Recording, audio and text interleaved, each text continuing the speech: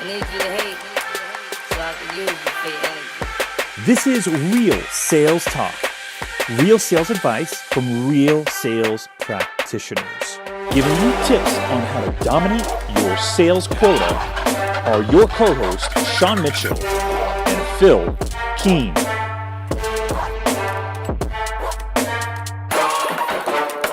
This episode is brought to you by Convertist.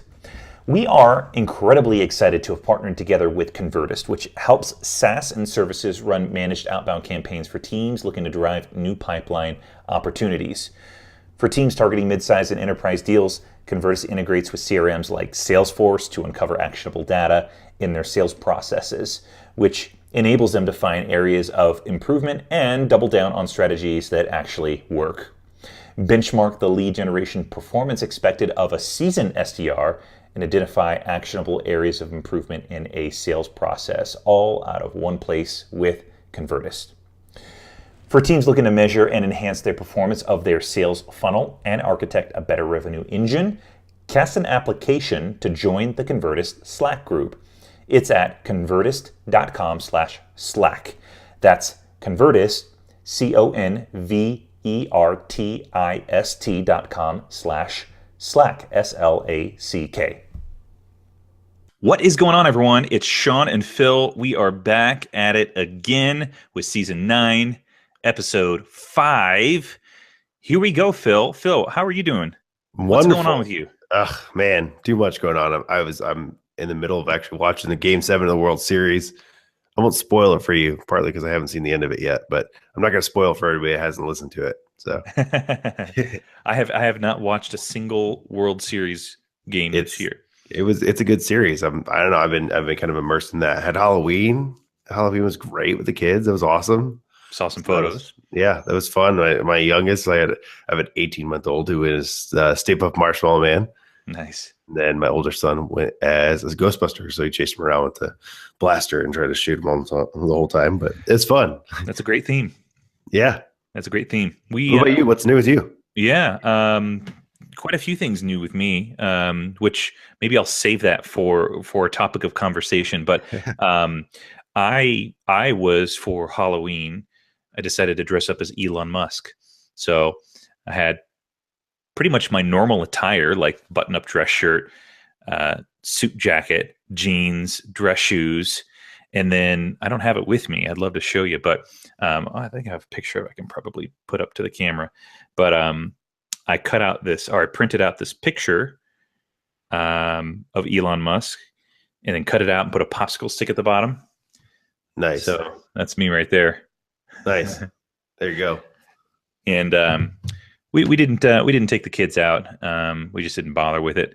But I did end up going out to a Tesla owner's Halloween party over the weekend. So that's where I was able to dress up. Nice. And I'm sure the Elon Musk was definitely appreciated it there. Right. They were honored to have Elon Musk in their presence. Oh, I'm sure of it. It's got to happen. So, what do you think about the Model 3? I mean, so you're a big Tesla guy. Like, we talk about it a lot, kind of off air, especially. Mm-hmm. Where do you think that, the production's a little behind? Yeah, I know that you reserved it. It's mm-hmm. Maybe you're even getting different communication that they're really not putting out there. What are you hearing? I was actually just looking at an email that came in this evening from Tesla saying that they were going to update the estimated delivery date. So the word on the street is, after the earnings call this afternoon, is that they're about 2 to 3 months behind what they had originally planned. So, I mean, it's people kind of anticipate it though. If you reserved it, yeah, maybe I'll get it then. But like anything else, especially this is a massive production. If they can get it out 2 to 3 months late, that's a massive improvement above what they were for Model X. Yeah. I think Model X was 2 or 3 years late. Yeah. So major improvement. And 2 to 3 months is not bad at all. I'd love to see it. It has to be successful. I think people think the Model 3 will change the way that cars work in general for the average consumer. It's a critical thing if we ever want to go to electric. Yeah. and I think it's a fine looking car too. It is a good looking car. There was a YouTube show called the Model 3 Owners Club. They somehow got their hands on a Model 3 right now, which is surprising because right now only employees, investors, and family of employees are getting the cars. So, and they're not supposed to do, put out content about the Model 3 because they're still ironing out quite a bit. But somehow these guys got it and went through an hour-long review of the car. And it looks really, really good. And yeah, it's a pretty awesome car. I mean, it's definitely different when you get inside of it. Mm-hmm. So it's cool. Yeah, for sure. So I'm excited, and hopefully they can figure all that stuff out and get things ramped up. I know there's going to be a lot of happy people once they get their hands on it. So this is one of your passions, which is Tesla. So it is. Kind of goes back into our other topic. We started talking a little bit before the show and kind of where the world's at and how things are starting to happen with Sean and I right now and things we've been doing over the last 2-3 months. We've been crazy busy in the background. Like, we are practitioners by trade, and that was something we set out to stay when we started doing a podcast or whenever you started doing it. And then I joined you. So Sean, our topic today is more like following your heart, and people know that, especially if they follow you closely, they know that you've made this transition to real estate, but it's a topic that we talked about, like kind of the emotional side of making this transition and really where you think like following your heart, like really kind of meant there. Yeah. I think it's something that everyone encounters at least once, which is, do I move on from my existing company and take a risk and jump out and do something new? Or do I just keep doing the same thing that I'm doing? And hopefully you answer that call at least once in your career, where you decide to take the leap and do that thing that your heart keeps telling you to do, that thing that you keep thinking about, that thing that pops up, that thing that gets you excited. And, I sort of have been in this season of flux. I worked for BombBomb, which I've mentioned a few times. I worked for them for 4 years, and before that, I worked for a company for 3.5 years. So I'm a pretty loyal guy. But after leaving BombBomb, I was at a company for 9 months, and then 6 months the next company, and so here I am in real estate, and sort of again have kind of had to kind of follow my heart, and this is, I'll add and then kind of take a breath here, something that I think I've learned over time, that if I don't follow my heart and what I know to be true about myself, then ultimately I'm just not going to be happy. And so, I'm very happy in real estate. It's a challenge. It's a grind. It's like starting your own company. It's like your own startup. And when I made the jump to real estate, it was suggested to me that I join a team. And basically, if you don't join a team, then you're just kind of working on your own to kind of fend for yourself and ramp up the business. And so I ended up joining a team, which was fantastic. I don't think I would have had as much initial success without joining the team. But I started to think maybe a couple of months ago, the team, I may be outgrowing the team, and it may be best to move on from the team and jump out and do the real estate thing on my own. Now, I've communicated that to the team, so I'm in the process of working towards that come January 1, 2018. But everything that I'm doing this quarter is building up to this crescendo of kind of launching out on my own under the same umbrella, what we would call a brokerage or a brand. So I'd still be with the same brand, but wouldn't be with the team, and would be responsible for generating my own leads and my own follow up, and putting out my own open house signs and hosting open houses. So everything's going to be responsible under me versus the team, which the responsibilities were split up between the team. So following your heart, this was a really challenging one for me because, I don't know, maybe 9 months into the game. But I started to feel like I was hitting a ceiling as far as what I could and should do. And I had to stop and just assess myself and say, would I be happier if I was doing this on my own? And ultimately came to that decision to say, okay, this is going to be a little bit of a risk because I'm right now, I'm having to work really hard to generate new business. And it's not predictable. The business is not predictable yet. So, but made the decision. I'm like, I think I'm going to be happier and be able to thrive better and be more myself and more in my element if I get out on my own.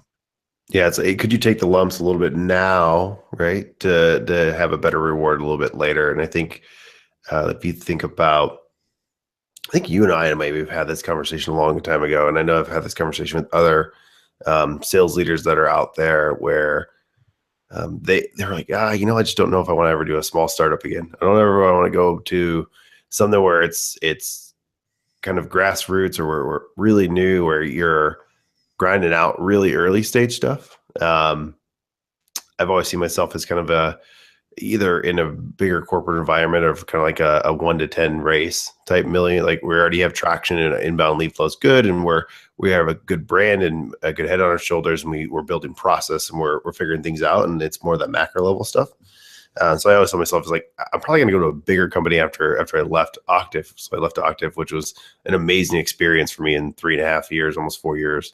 So thinking about that, like going to Costello, which we're much smaller now, like in a certain sense, like we're getting started. They started in February, like having customers. So it's something like we're early. So we're getting traction. And I'll tell you what, like my gut told me like it was the right product for me, and it was the right team to build myself and get myself to understand like what I was going to go be capable of. And I think it was actually kind of a nice way to figure out like, would I ever want to go start my own company one day or not? So I got to learn from 2 amazing founders and with a great technical team and a good team I kind of there. It was a good environment to do that. And I don't know, there's just so many things that lined up. Like I trust almost my gut and my heart there a little bit of like, all right, I could take this risk again and give it a shot. And right now it's paying off. Like we're starting to really get some really solid traction. And part of it, we have a really great product that when we show salespeople, they're really interested. So it's interesting. You gotta sit there and like when you have to make a decision like that, you kind of look back and you think of, all right, if I talk to myself in 20 years, am I going to regret not taking this shot? Am I going to regret not giving this a chance to make it work? What are some of those things that you had to process in order for you to get to that point mentally where you could confidently say, this is a good decision, not only for my career, but it's a safe decision for my family? Because you have 2 kids, you're married, and that's a risk there. If you leave this great job at Octave to, jump on at a very early stage company, and what are some of those things that mentally you had to do to kind of walk yourself to that point to make the jump? So myself, like a lot of salespeople, and probably yourself as well, is like I have a lot of confidence in my ability. So I think I never fear the worst. And in a certain sense, like I always have this conversation, especially with young, like just graduated college, early in the sales profession, or just early in their career in general. It doesn't really matter what area expertise they're in. Like most times I'll ask them like, well, let's say tomorrow you get laid off or you decide to leave and then you can't find a job. Like what's the worst that happens? Like truly worst that happens? Like, would you lose your house, your apartment? Yeah, maybe. Would you not have a car? Maybe. Like maybe you have to live back with your parents? Like possibly, right? What's the worst that happens? Like job in 8 to 9 months? Yeah, probably. Like, would you recover? Absolutely. Then who cares? Like, take a shot, like give it a little bit of a risk. And I think that's something like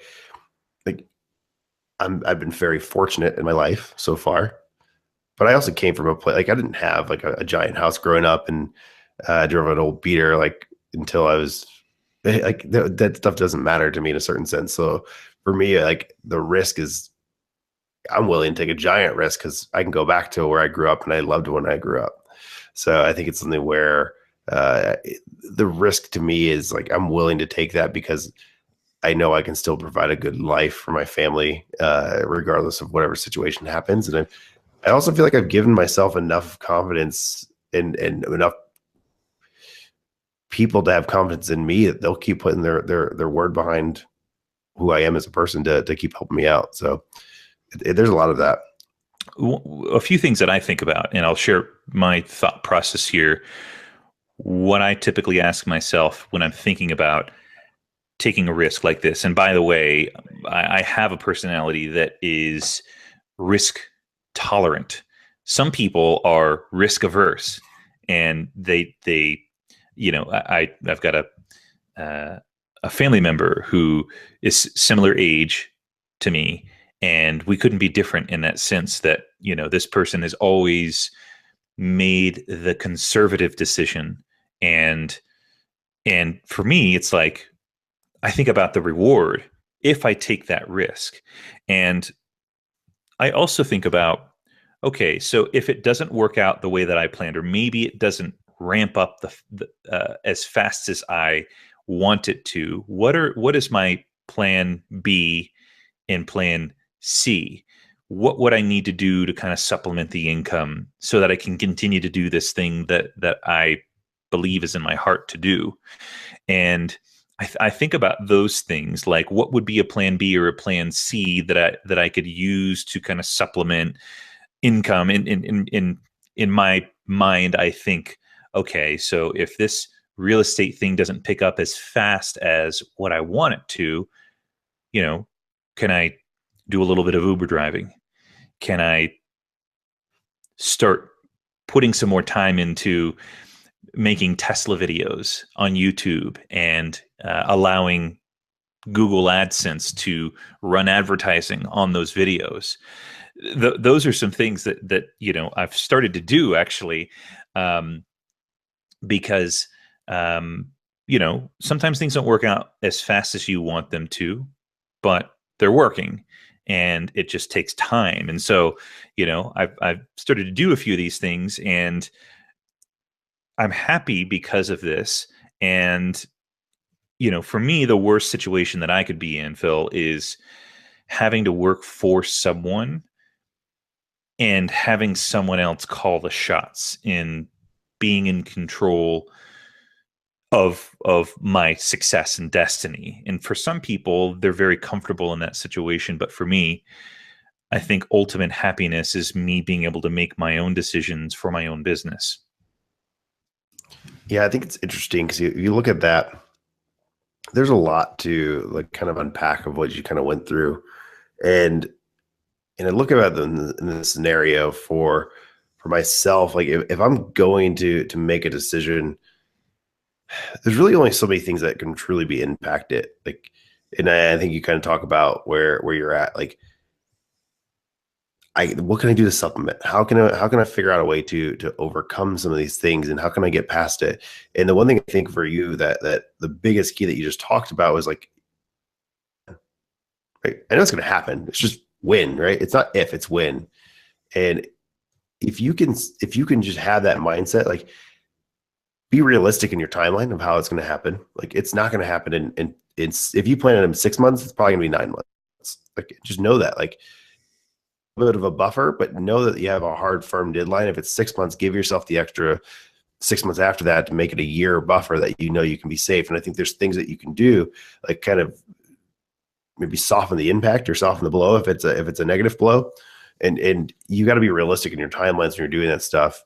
And at the same time, it has to start today. Like if you need it to be in 6 months, like you have to do it today. Like if you want to pipe, if you're in sales, which everybody listening, most people listening probably are, like if you want a pipeline for January, it has to happen today. Like there's no option for you to wait. Like it has to happen today. And I think there's so many people where they'll continually do the same things after they try to kind of mentally made this internal decision for themselves, and nothing changes until it becomes too late, and then they forget why it failed, or they don't know why it failed. And the reason why is because you actually never started. You didn't start early enough. Like, you should be doing the side hustle a little bit beforehand and starting to figure things out a little bit on your own. And then you make the switch or whatever that looks like. So, Real Sales Talk family, want to take a quick break just to say thank you to our partner, Convertist. If you're interested in improving your game to drive leads, opportunities, or closes, join the Convertist Slack group, a place where sales and marketing operators can talk best practices to architect a revenue engine. Cast an application at convertist.com/Slack. That's convertist.com/Slack. Now let's get back to the episode. Yeah. So one of the other things that comes to mind when we talk about kind of taking this leap and following your heart is like the worst case scenario. Okay, so let's say you take that leap and it just absolutely doesn't turn out the way that you thought. I think as much as you possibly can, as good as possible, as you leave that previous place, try and leave in good standing. Leave in good terms. Don't burn the bridges as much as possible, because if it doesn't work out, it's sort of nice to be able to go back to that company or person and say, you know what, I thought this was something. It didn't turn out the way that I expected. Do you still have that spot or opening, or, can I come back? Especially if you're a good salesperson, there's almost always going to be room for you somewhere. Like, you're going to have a leader in your building that probably leaves to find their next thing. And they know that they've watched you be a top performer, or they watched you be an A player for a long time. They're going to have a spot for you. Like, trust me, good salespeople, especially if you work hard and you grind it out and you overcome a lot of bullshit that everybody else does. Like, if you're a good salesperson and you're willing to learn and get better and all that stuff, like, there's going to be a spot for you. Like, very rarely do good salespeople go on unemployed for a long time. So, yeah, in fact, they typically have multiple options, multiple people that they're turning down from, month to month, where they have to say, you know what, I'm happy where I'm at. Thank you. But I'm not considering a switch. And, I think that's probably the best insurance, Phill, is to just be really great at what you do. And then you always have options. You always have opportunities to, jump somewhere else, or, make something else happen if what you do when you follow your heart doesn't materialize the way that you thought. I was watching a video the other day, and it kind of, now as we're getting to the conversation, it makes me think about it. I think it's Susie Welsh, which is Jack Welsh. That's his wife. She used to run, I forgot what company she used to run, but he used to be the CEO of GE for a long time. But they have like the Welsh Management Group now, or company, and I actually don't know the name of the actual company. We'll link to it or something in the show notes. But she had a video, and she was talking about the early, like, it's funny. It's the question that I told you I absolutely hate asking. It's like, what a 20-year-old advice would I give myself, or what advice would I give my 20-year-old self? And the one thing she says, like, if I knew at 20 that there was like this whole second economy that nobody ever talks about, and her economy was like the favor economy. It's like, just get to know people and do nice things for people. And over time, there's some compounding interest that, like, all those favors add up. That Sean will be able to go back to these 15 people that he didn't burn a bridge with, and he'll be able to ask for those favors back. And sometimes you'll never use them, and that's okay too. But I think there's something like, if she's like, if I just knew at 20 that there's this whole favor economy that would have gave me the ability to accelerate my career that much faster, I would have started a long time ago. And like, it's simple things. It's like sending thank you notes when you're done with the meeting. It's writing recommendation letters when somebody asks them for, like, it's the simple things. Like, that's what really good leaders do. She's like, I didn't know this world existed. And she's like, the better I got at it, and the faster my career accelerated. So I thought that was pretty impressive. That's really cool. So, because I know you hate this question, I'm going to ask it. What would you tell your 20-year-old self, or what would you tell someone who is starting early off in their career that would give them some like golden perspective? Yeah, the biggest thing for me, it's patience. Right? It's gonna happen. Like, trust me, if you work hard and you put your effort into it, regardless if it's you want to be the CEO, then go start your own company. Like, if that's what you need to be, like that's your prerogative, like go do it. If you want to make a lot of money, then go find a path that gets you to a lot of money, but also understand it can take a lot of time. Like, there's also places you can make a lot of money and you're going to hate yourself and hate your life. So I think there's a lot of things, like depends on what you define as success. There's ways to get there fast, right? And there's ways to get there in ways that um, you enjoy it. And I think it pays off a lot more when you enjoy it and you're patient in how your pursuit actually is to get to that goal, whatever it is. So I've always said my goal is to be CEO one day, and I've said this for almost over a decade now. And the reason's not because of the title. I actually care less about the title. Like, I want to be able to have the most impact possible and the most lives possible. And the way I feel I could do that is by leading a company that's a fairly good sized company. And I feel like I'd be good at it. So I think that was something like, but I also want to learn the skills that I can lend to other people and be able to bring that back down to them and kind of pull the olive branch back down and pull people back up. So I also I want to tell them the story. Like, I was a BDR. I was an entry level salesperson. I want to be able to tell that story because that's something that everybody always talks about, like how that person gets to whatever position or why did they get there so fast and what do they do? Like, it doesn't matter. Like, you know what? Be happy for them. Like, don't be upset that they're accelerating their career faster than you. So I think there's some of that, but I want to be CEO, but I want to be very, very skilled at what I do. So I want to learn a lot of things that can help a lot of people. So Yeah, I would say for who are you? myself, What's yeah, your 25? Yeah, you made me answer the question. I hate. I But know. we'll talk.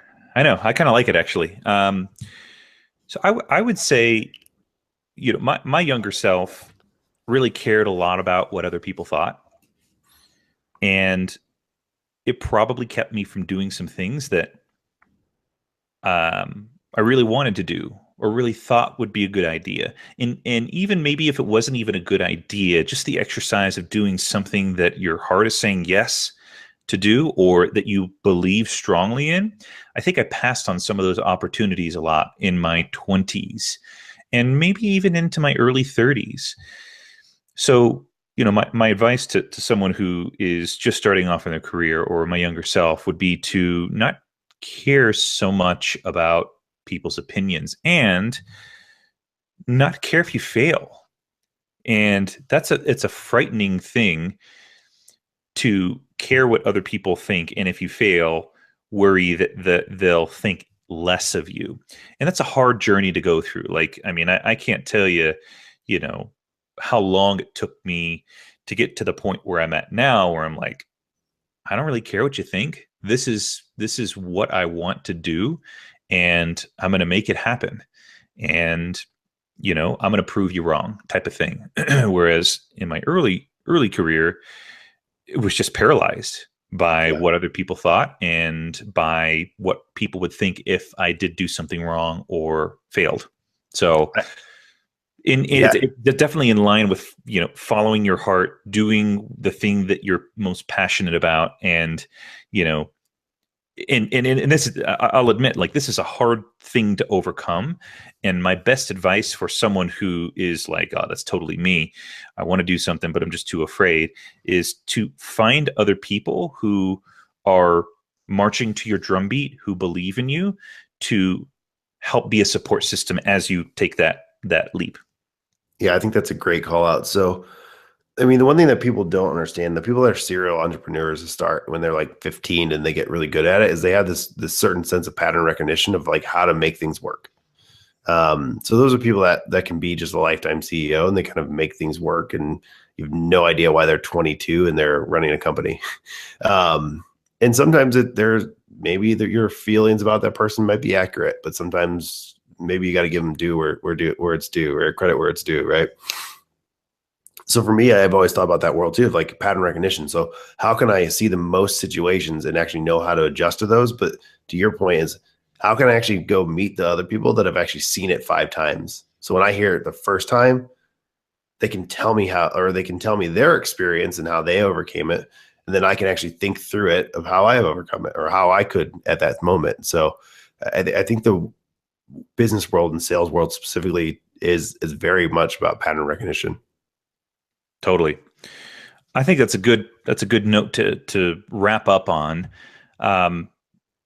Really good thoughts. I when I brought this topic up before we hit record, it was just kind of the first thing that came to mind and something that's certainly top of mind to me, and really pleased about some of the topics that we've covered today. So I hope those that are listening, you've found it valuable, encouraging, and inspiring. And at any point, would love to hear your feedback. If this podcast episode has resonated with you, hit us up on LinkedIn. I would love to hear where you're at personally. And if you need some encouragement, let us know, and we'd be happy to encourage you to follow your heart and take that leap.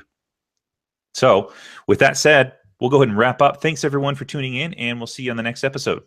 Thanks for listening to Real Sales Talk, and a big thank you to our sponsor, Convertist.